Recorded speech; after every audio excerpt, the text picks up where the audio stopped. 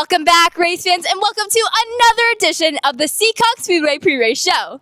I'm your host, Giuliana Vanasse, and after an entire summer of racing, battling, winning, wrecking, fixing, and fighting for every single point, the playoffs are officially here.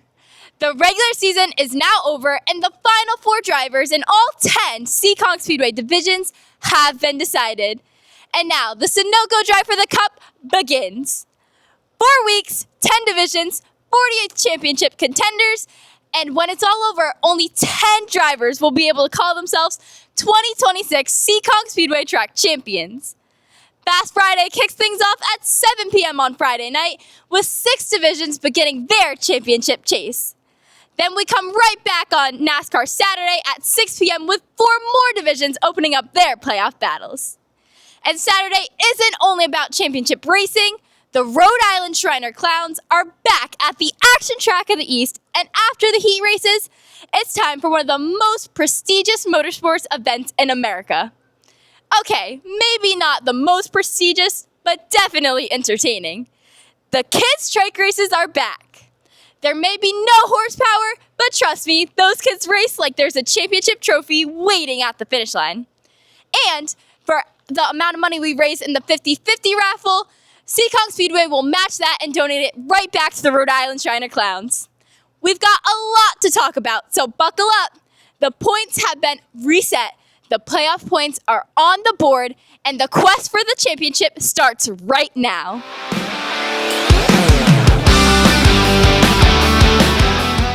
Let's start off Fast Friday with a driver who made a pretty convincing argument during the regular season that the championship might have to go through him. Jacob Burns.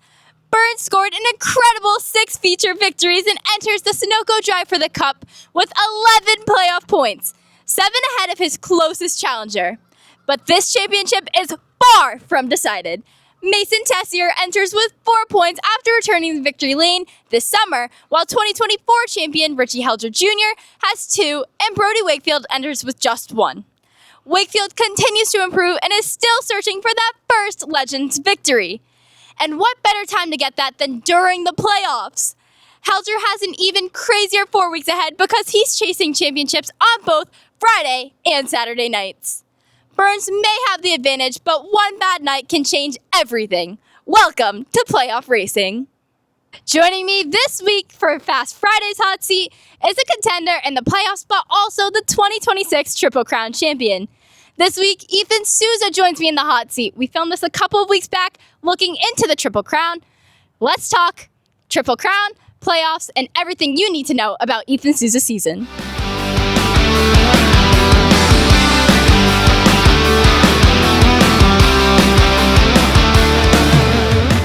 Welcome back, race fans. It's Giuliana Vanasse. We are back in the hot seat this week with some new props. We have our microphones a little more professional.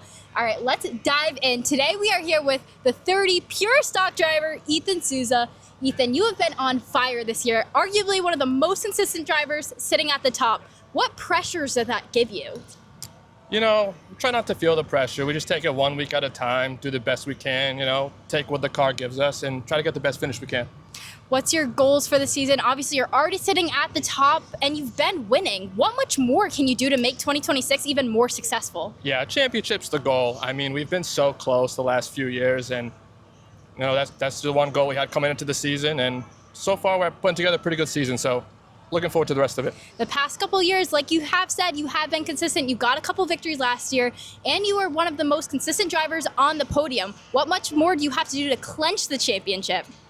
Find a way to finish up front when it matters most with the playoffs. I know this year is a little bit different, but got to be there at the end. I mean, it's good to lead the points throughout the regular season, but like I said, be there at the end.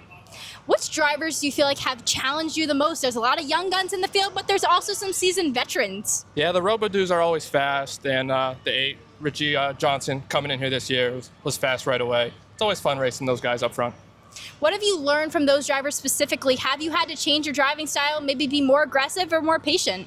Yeah, definitely be more aggressive. They're not going to lift for you. They're going to look to fill that hole, so you just got to do the same.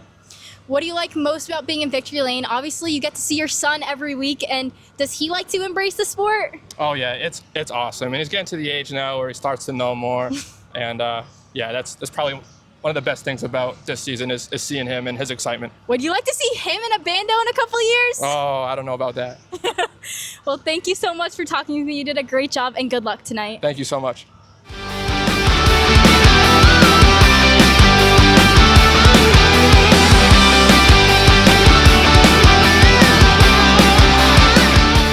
If you're looking for a championship battle where absolutely anything could happen, congratulations, because you've just found it.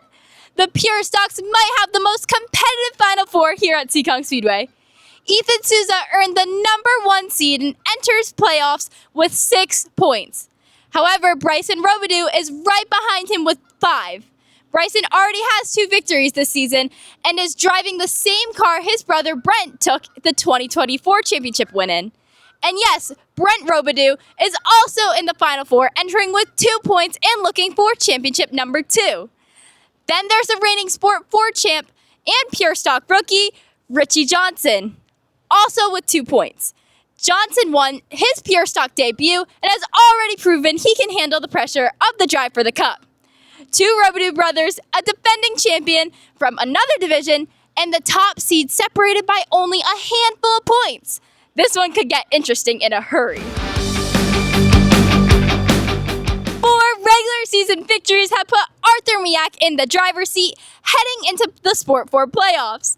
Miak enters with 9 playoff points after winning the first 2 races of the year and adding 2 more victories during the summer, including the regular season finale.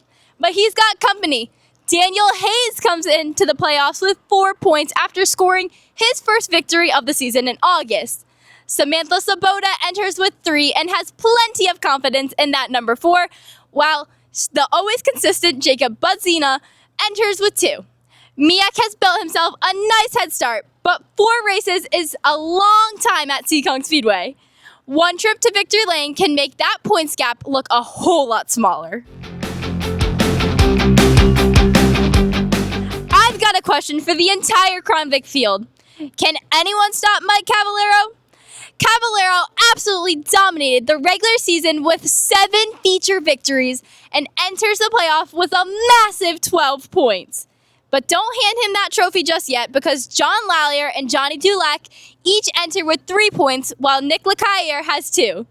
Dulac scored 2 regular season victories, while Lallier and Lacaille have been frequent visitors to the podium. Caballero has certainly established himself as a favorite, but the other 3 drivers have 4 weeks to change that conversation. And in the Crown Vics, sometimes the conversation changes about 3 times in just 1 lap. 8 straight wins. That pretty much tells you everything you need to know about Luca Dibb's regular season. Dibb enters the Bandelero Outlaw playoffs with a division-leading 13 playoff points, after putting together one of the most dominant stretches of the entire Seekonk season. But mechanical trouble ended his regular season, reminding everyone that nothing is guaranteed. Zach Kelly enters with 4 points, while Ryder Aguilar and Landon Heim each have 2. Heim has something especially valuable heading into week 1: momentum. He won the regular season finale. Dibb has been the driver everyone's chasing, but Kelly, Aguilar, and Heim now have 4 weeks to see if they can turn this into a championship fight.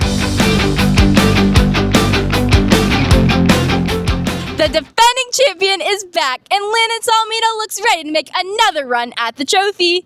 Solomito won 7 times during the regular season and enters the playoffs with 12, 9 ahead of his nearest competitors.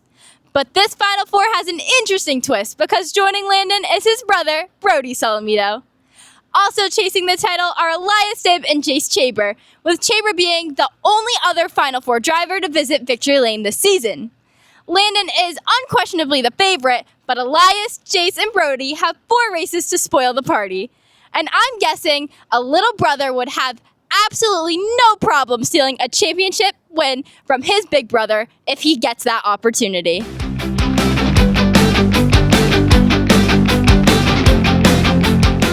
Let's Let's start at the top with the Pro Stocks because this Final Four has just about everything you're looking for. Nick Lascola earned #1 seed after a regular season that included 2 victories, and he enters tied at 7 playoff points with a man who really doesn't need much of an introduction. 9-time and defending champion David Darling. Darling won 4 times despite missing a race this summer, and now he's chasing a record 10th Seekonk Speedway Championship. Then there's Vinny Ranagato, and nobody enters the playoffs with more momentum. Vinny won the regular season finale for his second career Pro Stock victory and enters with 3 playoff points. And rounding out the Final Four is veteran Mike Brightman with just 1 point. Brightman has spent roughly 2 decades chasing a Pro Stock championship at Seekonk. He's been close before, but 2026 gives him another shot. Lascola, Darling, Aranagato, and Brightman, 4 completely different stories, 1 championship trophy. This is going to be a good one. If someone tells you they know who's winning the late model championship, ask them for lottery numbers while you're at it. This one is wide open. Chase Belcher enters as the top seed with 7 playoff points after finishing 6 or better in each of the final 5 regular season races, including 2 victories. Richie Murray sits second with 4 points and has showed plenty of speed during the downstretch. Then we've got Ryan Vanasse Jr. with 3 points. And yes, I may know this guy. Ryan picked up his first late model victory this summer and has put together an impressive rookie campaign in his first full-time season. But he'll have to deal with the defending champion Charlie Rose. Charlie entered the regular season finale needing a big night to make the playoffs. So naturally, he went out and won the race, beating Luke LeBrun for the final playoff position by just 1 point. That's one way to handle the pressure. Rose may be getting the 4th seed, but the defending champion is still standing, and now everybody starts fresh, with 4 races to decide it all. This next driver joining me in the hot seat has made a hot statement in 2026. He's been consistent, he's got the wins, and he's entering in the playoffs as a huge contender. He's another 2026 Triple Crown champion. We talked to Randy Moretti after his past struggles, looking into playoffs and the rest of the season. Randy, welcome to the hot seat.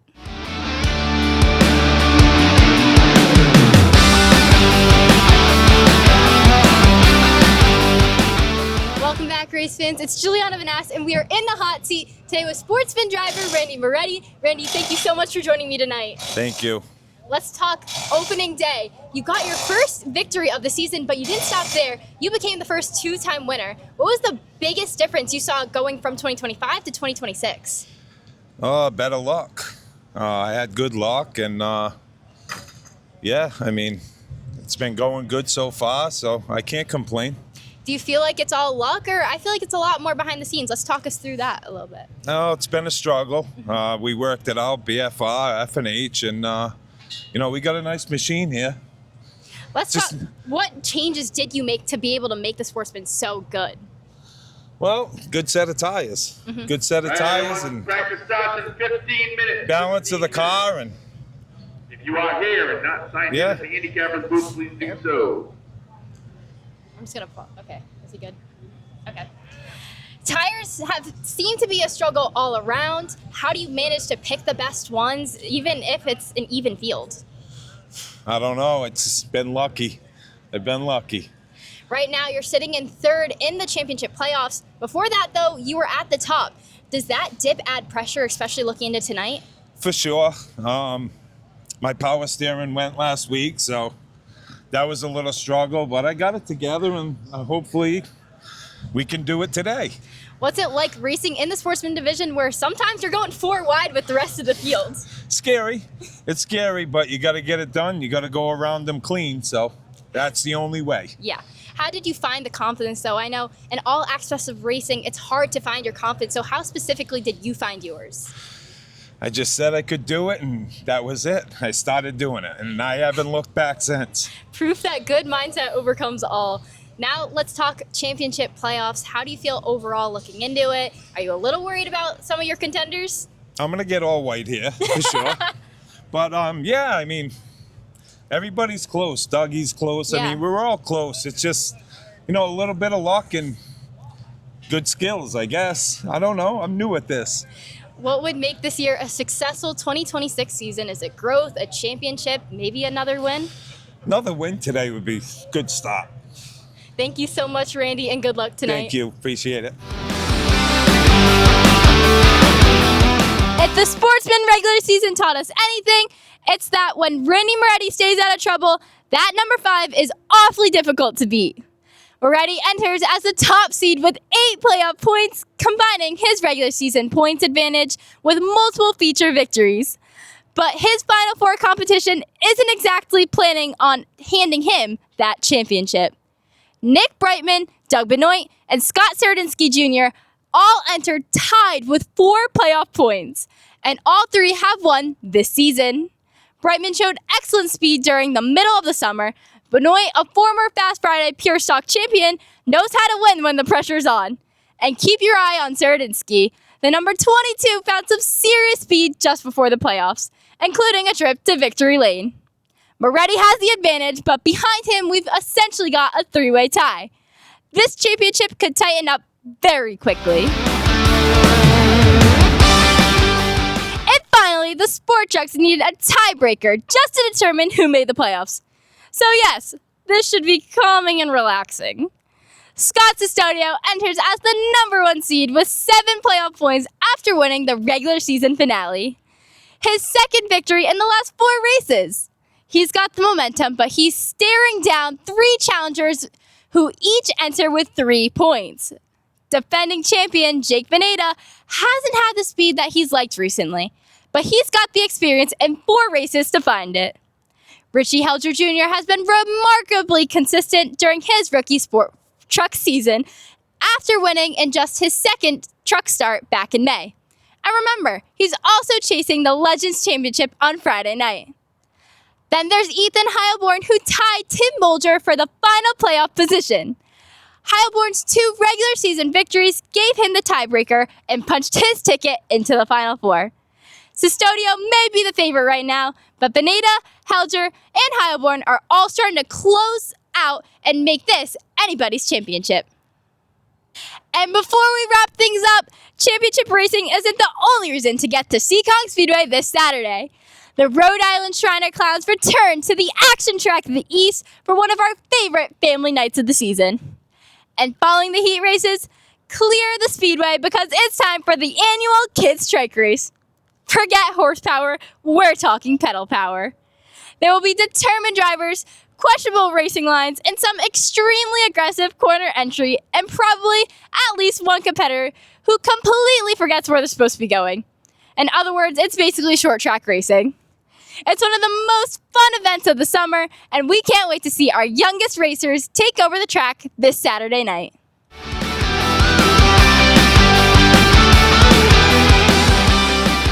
There you have it, race fans. 40 drivers, 10 divisions, 4 weeks, and 10 championships. The regular season has got them here, but now everything counts. Every pass, every position, every playoff point, and every trip to victory lane. And even every mistake. The Sunoco Drive for the Cup begins this weekend at Seekonk Speedway. Fast Friday takes the green at 7 p.m. with 6 divisions beginning their championship chase. Then NASCAR Saturday rolls off at 6 p.m. with the Pro Stocks, Late Models, Sportsman, Sport Trucks, plus the Rhode Island Shriner Clowns and our annual Kids Trike Race. Who's going to step up in week 1? Who's going to stumble? And who is going to make an early statement that says you're going to have to beat me for the championship? We're about to find out. For tickets this weekend and to all remaining events of the 2026 season, visit SeekonkSpeedway.com and make sure that you're following Seekonk Speedway on all social media for the latest news, updates, and championship coverage. I'm Giuliana Vanasse, and thank you so much for joining me on the Seekonk Speedway Pre-Race Show. The Final Four are locked in, the points are set, and the championship quest starts now. We'll see you at the action track of the East.